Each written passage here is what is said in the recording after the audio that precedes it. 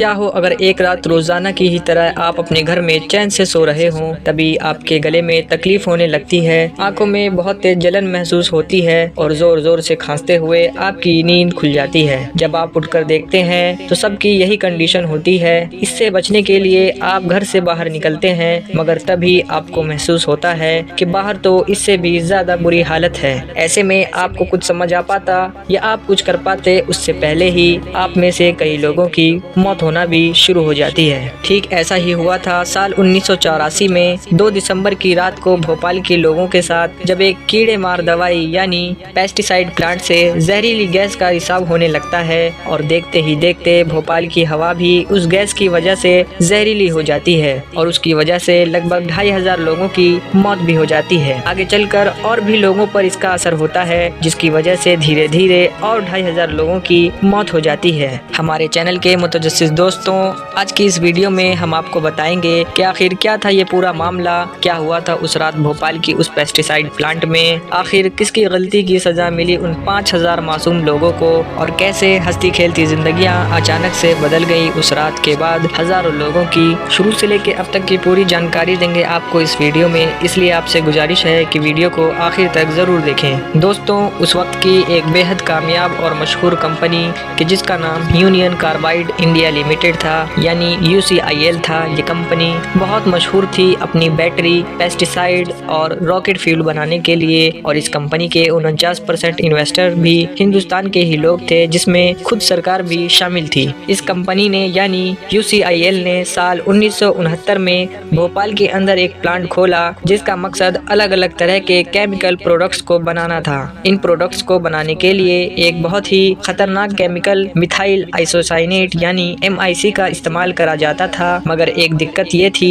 उस वक्त MIC को USA से इंपोर्ट करना पड़ता था, यानी कि मंगवाना पड़ता था। दोस्तों, साल 1980 में यूनियन कार्बाइड के लिए चीजें बदलने लगी, क्योंकि अब मैदान में दूसरी कंपनियां भी आ गई थी, जिसकी वजह से यूनियन कार्बाइड को काफी पैसों का नुकसान उठाना पड़ रहा था। पैसे की कमी की वजह से कंपनी ने फैसला लिया कि अब मिथाइल आइसोसाइनेट को इंपोर्ट करने के बजाय कंपनी खुद उसे भोपाल में अपने प्लांट में बनाएगी। शायद ये फैसला भोपाल गैस हादसे के लिए उठाया गया पहला कदम था, क्योंकि केमिकल को बनाना बिल्कुल भी महफूज नहीं होता है, वो भी ऐसी जगह जिसके आसपास लाखों लोग रहते हैं। इसके बावजूद भी सरकार ने UCIL को इसकी मंजूरी दे दी, मगर इन सब के अलावा भी कंपनी ने पैसे बचाने के लिए बहुत सारी जरूरी चीजों को पूरी तरह से इग्नोर कर दिया। अगर कोई गैस लीक का हादसा होता है तो ऐसे में आसपास के लोगों को और कंपनी को क्या करना चाहिए, उस तरह का कोई भी प्लान नहीं बनाया गया था। साल 1981 में MIC की वजह से ही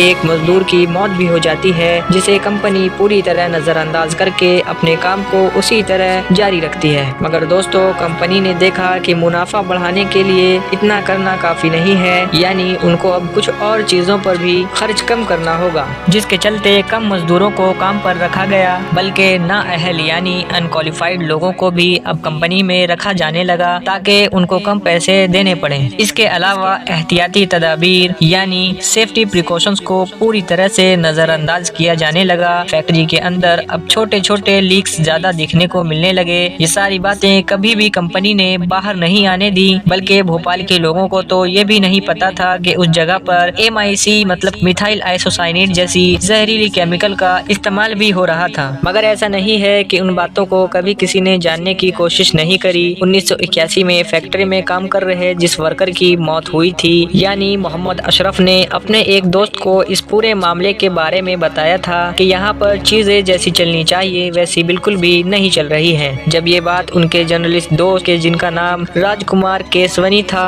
पता चली तो उन्होंने इस पर तहकीक शुरू कर दी और जल्द ही तहकीक करके रिपोर्ट भी तैयार की, जिसमें उन्होंने लोगों को पहले ही आगाह कर दिया था कि यहाँ पर कोई बड़ा हादसा कभी भी हो सकता है, क्योंकि भोपाल की लगभग 20% आबादी इसी फैक्ट्री के आसपास ही बसी हुई थी। राजकुमार केसवनी ने इस हादसे को लेकर चीफ मिनिस्टर और सुप्रीम कोर्ट तक को आगाह किया, मगर इसका कोई भी फायदा नहीं हुआ। किसी ने भी उनकी बातों पर और उनके रिपोर्ट पर यकीन नहीं किया, यहाँ तक कि उनके दोस्तों को भी उनकी बातें बेतुकी ही लगती थी। दोस्तों अब बात करते हैं कि 2 दिसंबर 1984 की उस रात को आखिर क्या कुछ हुआ था यूनियन कार्बाइड फैक्ट्री के अंदर, जिसकी वजह से इतना बड़ा हादसा हुआ। दरअसल दोस्तों, फैक्ट्री के अंदर 3 बड़े बड़े केमिकल टैंक मौजूद थे, जिसमें से सिर्फ 2 का ही इस्तेमाल होना चाहिए था और तीसरे टैंक को इमरजेंसी के लिए रखा जाता था। मगर उस रात तीसरे टैंक को भी भर दिया गया। सिर्फ इतना ही नहीं बल्कि केमिकल की मकदार जितनी होनी चाहिए थी उससे भी ज्यादा भर दिया गया। अलार्म और खतरे का निशान दिखाने वाले इंडिकेटर का कनेक्शन कई महीने पहले कटा हुआ था। जहरीली गैस को जलाने के लिए एक मशीन तो जरूर मौजूद थी, मगर उस रात उसे भी बंद कर दिया गया था, यानी किसी ने जाकर उसका स्विच ऑन नहीं करा। इसके अलावा दोस्तों, एक सबसे बड़ी गलती ये थी, किसी गड़बड़ी के दौरान भोपाल के लोगों को आगाह करने के लिए तेज आवाज वाला जो अलार्म लगा हुआ था उसे भी बंद कर दिया गया था। रोजाना की ही तरह उस रात भी फैक्ट्री के वर्कर्स ने टैंकों के पाइप को धोने के लिए पानी चलाया, मगर ये पानी टैंकों में मौजूद MIC मिथाइल आइसोसाइनेट के साथ जाकर मिल गया, जिसकी वजह से ही ये हादसा हुआ था। दरअसल दोस्तों, MIC एक ऐसा केमिकल है जो अगर पानी के साथ बल्कि हवा में मौजूद नमी के साथ भी मिल जाए तो ऐसी गैस पैदा होती है जो इंसानों की कुछ ही वक्त में जान ले सकती है, और अगर फिर भी कोई जिंदा बच गया तो उसे ना जाने कितनी तरह की बीमारियों के साथ जिंदा रहना पड़ता है। लगभग रात 11:45 पर धीरे धीरे लीक होना शुरू हुआ और ऐसा माना जाता है फैक्ट्री में काम कर रहे लोगों ने उसे नजरअंदाज कर दिया। 1.5 घंटे बाद यानी 12:30 बजे सबको पता चल गया था कि अब कोई बड़ा हादसा होने वाला है। अब गैस बहुत तेजी से निकलने लगी। उन लोगों ने लीक को रोकने की हर मुमकिन कोशिश करी, मगर रात के 1 बजे उनको पता चल गया कि अब हालात उनके हाथ में नहीं है। इसके चलते फैक्ट्री में भी भगदड़ मच गई। जहरीली गैस धीरे धीरे भोपाल के बहुत बड़े इलाके में फैल गई। भोपाल के आसपास मौजूद पहाड़ों की वजह से जहरीली हवा भोपाल के अंदर ही मौजूद रही। नींद में सो रहे लोगों की आंखों में जलन और सांस लेने में तकलीफ होना शुरू हो गई। खांसते खांसते लोग इधर उधर भागने लगे। कुछ लोग तो नींद में ही मर गए। जान बचाने के लिए कुछ लोग रेलवे स्टेशन की तरफ तो कुछ लोग अस्पतालों की तरफ भागे। अस्पतालों में जाने वालों की तादाद बहुत ज्यादा थी, मगर डॉक्टरों को समझ ही नहीं आया ये हो क्या रहा है। ऐसे हालात उनके सामने पहली बार पेश आए थे।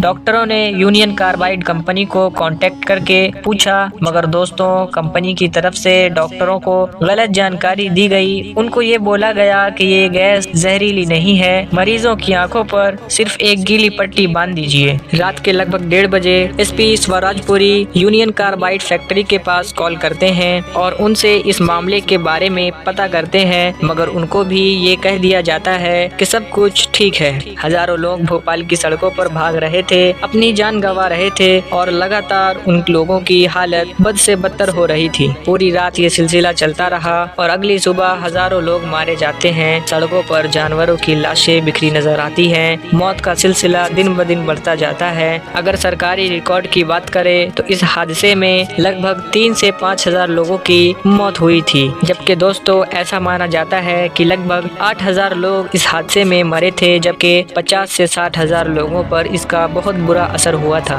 कई लोग ऐसे थे जो जिंदा तो बच गए थे, मगर उनको बहुत सारी बीमारियां हो गई थी, जिसने उनकी जिंदगी को पहले से बहुत मुश्किल कर दिया था। दोस्तों अगर आप इसके आगे के भी हालात जानना चाहते हैं, आखिर इस हादसे के बाद यूनियन कार्बाइड कंपनी का क्या हुआ, सरकार ने किस तरह के कदम उठाए और हादसे की चपेट में आए लोगों के लिए क्या कुछ किया गया, तो हमें कमेंट बॉक्स में जरूर बताएं। अभी के लिए दीजिए इजाजत। अल्लाह हाफिज।